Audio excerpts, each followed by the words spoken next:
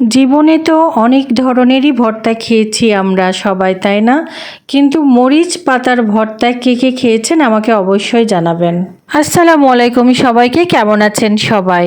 মরিচ পাতার ভর্তা বানানোর জন্য প্রথমে রসুন, কাঁচা মরিচ আর চিংড়ি মাছ ভালো করে ভেজে নিতে হবে। সবগুলো একটু ভালো মতো লাল লাল করে ভেজে নিতে হবে। তারপর আগে থেকে ধুয়ে রাখা কাঁচা মরিচ পাতাগুলো দিয়ে দিতে হবে, সাথে দিয়ে দিতে হবে স্বাদ মতন লবণ। তারপরে সবগুলো ভালো মতো ভেজে নিতে হবে নেড়ে চেড়ে, একটু ঢাকনা দিয়ে ঢেকে নেড়ে চেড়ে ভালো করে ভেজে নিলেই হয়ে যাবে। যারা এই ভর্তাটা ট্রাই করেনি তারা অবশ্যই একবার ট্রাই করে দেখবেন।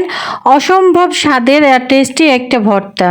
এই ভর্তা দিয়ে নিমিষে 1 প্লেট ভাত শেষ হয়ে যাবে।